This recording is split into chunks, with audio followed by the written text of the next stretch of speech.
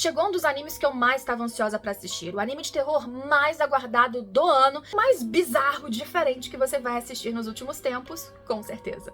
Oi, hoje eu tô aqui pra falar de um anime que recentemente estreou, dia 29 agora, na Max, que é o canal de streaming na linha ali do Adult Swim, que é justamente um braço da Max para lançamentos de animações mais adultas.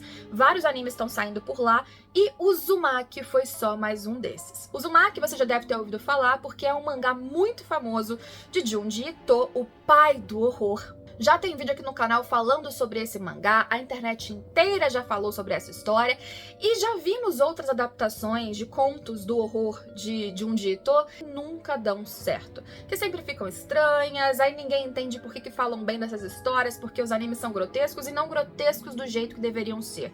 E aí veio o Uzumaki, que desde o trailer mostrava que seria completamente diferente. Parte do sucesso das histórias de Junji Ito, ou grande parte, vem da sua ilustração, porque é um horror que é muito visual, visceral. E na minha opinião, todos os traços respeitados de acordo com o que Junji Ito faz, o contraste muito grande do preto, do branco, tudo isso é muito importante para a sinestesia, ou seja, as sensações que você tem ao ver e contemplar aquelas imagens. E a melhor solução que eles tiveram para manter isso de vez foi fazer um anime com os traços muito fiéis, painéis muito parecidos e ali, ó, preto e branco, textura como se você estivesse vendo na tela os traços de um lápis rabiscando um papel. Figuras em 2D se mexendo e trazendo o horror gráfico e terrível de Junji Ito para sua frente.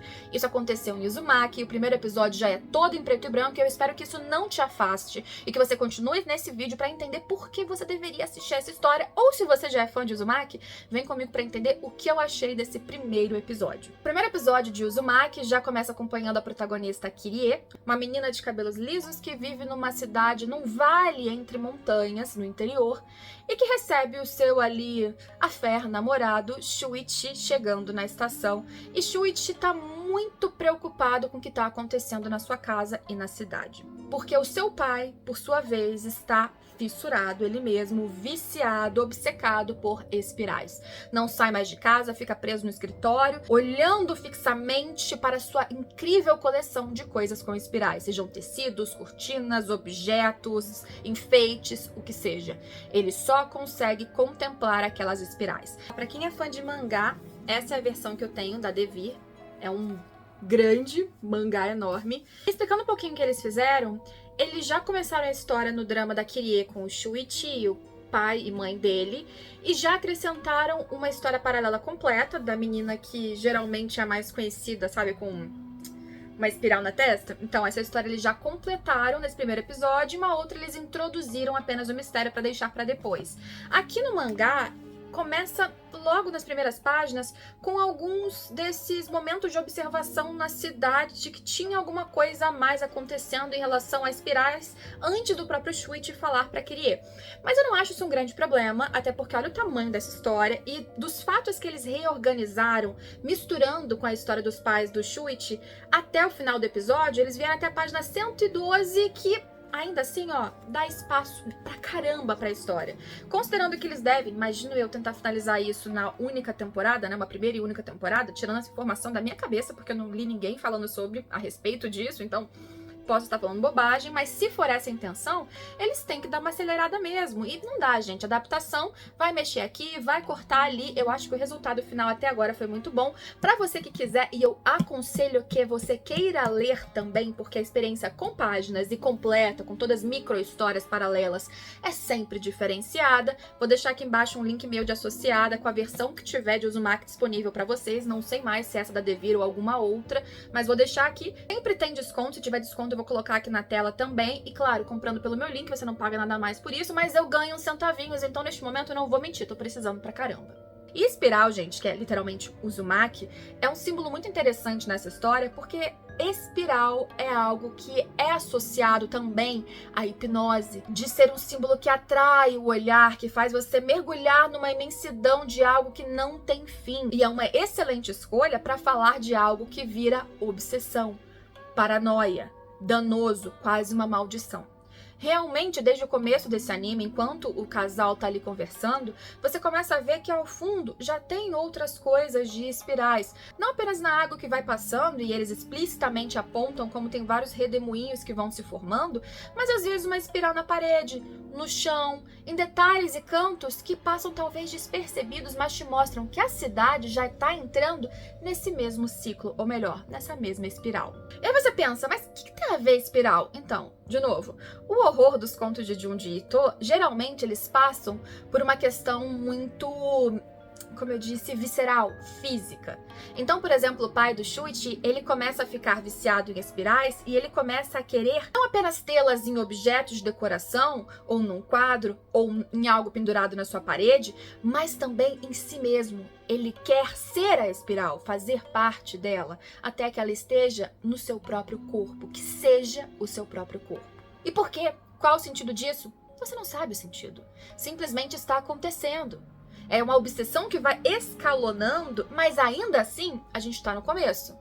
E a gente vai tendo a visão especificamente desses dois que aparecem no começo da história, de como vai progredindo, de como de repente a espiral ela vai se tornando a característica da própria cidade. Tá no céu, tá na fumaça de um corpo que é queimado, tá numa morte bizarra que acontece, sempre ligada à espiral, que vai passando de pessoa a pessoa meio que sem explicação. E de repente você vai ter não apenas figuras, objetos inanimados retorcidos, mas corpos retorcidos.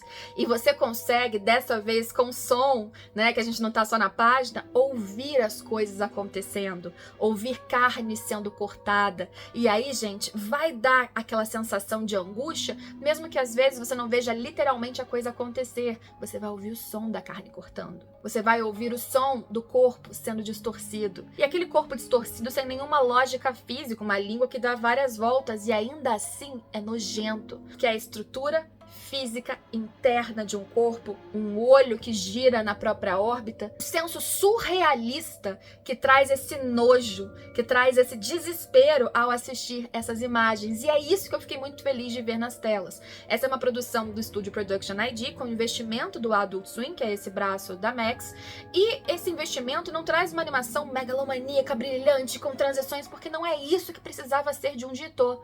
Quantos testes já não foram feitos? Exceção aqui ressalva questões de investimento, que faltou, que não faltou, que podia ser mais e que não foi bem feito. Independente disso, já provou-se por A mais B que não dá para ter Junji Ito com cores flat, sem mostrar o tracejado, que traz justamente a sua expressividade na ilustração, que está diretamente associada ao tipo de horror que ele faz. Então eles trazerem, por opção, não apenas o preto e branco, mas a fidelidade muito grande de traços do Junji Ito, apenas animando para você ver o olho que vai sair da órbita e entrar dentro da própria cabeça, ou um corpo que vai se enrolar ali em si mesmo, produzindo sons nojentos, a animação dos elementos é um a mais. É o suporte para aquilo que já era muito bom para quem gosta desse estilo nas páginas, ficar ainda melhor. E aí você soma isso, uma trilha sonora muito bem utilizada, porque não é para ser uma trilha sonora épica, é uma trilha sonora que eventualmente ela nem sequer aparece. Ficamos escutando apenas o vento sutil, os passos silenciosos, aquele silêncio somado ao desespero prévio a algo acontecer ou ser revelado. Isso só aumenta a sua atenção. E quando ela vem, a trilha, ela muitas vezes está mais baixa, ou você escuta aquilo que parece ser quase um som etéreo, misturado a algumas notas agudas, não é exatamente fantasmagórico ou o terror que nós estamos acostumados aqui no Ocidente, mas é horripilante o quanto é necessário e é um suporte bom para aumentar a tensão, porque é bem utilizado no momento certo, pelo menos até esse primeiro episódio. Eu não tenho o que reclamar, a gente não tem uma abertura e encerramento típicos como geralmente acontece também em animes como a gente está acostumado, mas a abertura convenientemente muito bem feito, pelo menos assim, pra mim foi uma ótima escolha. Ela vai de uma grande espiral que não acaba e de repente essa espiral dá origem ao nome Uzumaki, também surgindo da própria espiral, e no final a gente tem uma música que parece uma cantiga. Eu não consegui achar ainda significado da cantiga em si, mas me parece quase aqueles contos de teatros antigos japoneses. Parece fantasmagórico e acolhedor ao mesmo tempo e termina de novo em notas mais etéreas. Para mim, do início ao fim, o tom que a gente precisava ter de Junji Ito com o Uzumaki, que talvez seja o seu nome aí, o seu conto mais conhecido. Como pessoa que tá esperando esse anime sair há muito tempo, como fã de Junji Ito e também da história Uzumaki, eu tô muito satisfeita, esperançosa e com altas expectativas para os próximos episódios que sairão semanalmente. E se quiserem, eu posso vir comentar, não sei se semana a semana, mas pelo menos de tempo em tempo, aqui e também nas minhas redes sociais, é claro. Espero vocês aqui em todos os próximos vídeos. Lembrando que o canal tá voltando aos poucos, então eu agradeço muito de verdade, mais do que nunca. Se você gosta do meu trabalho, deixa o seu like, comenta qualquer coisa, compartilha esse vídeo nas suas redes se você puder. E sempre que você puder, assistir do início ao fim, mesmo que você tenha cansado, sério, agora sendo bem pidona, deixa no mudo, vai até o final, o que vocês puderem para melhorar as métricas do canal, que tem ficado parado depois desse período conturbado que eu passei, que ainda tô passando, tudo me ajuda muito e me ajuda a continuar também. Então, obrigada do fundo do coração. Fica a dica pra vocês, lembrando, 20% de desconto só até essa semana nas camisetas da minha coleção em loja.com.br/Gabi-Xavier. Tem muita coisa legal por lá, cupom GABIX20. É só colocar direto no carrinho e 20% off só pra vocês nessa semana. Aproveitem depois, que também me ajuda muito, e recebe na sua casa uma camiseta incrível, e a gente se vê em todos os próximos vídeos. Tchau, tchau!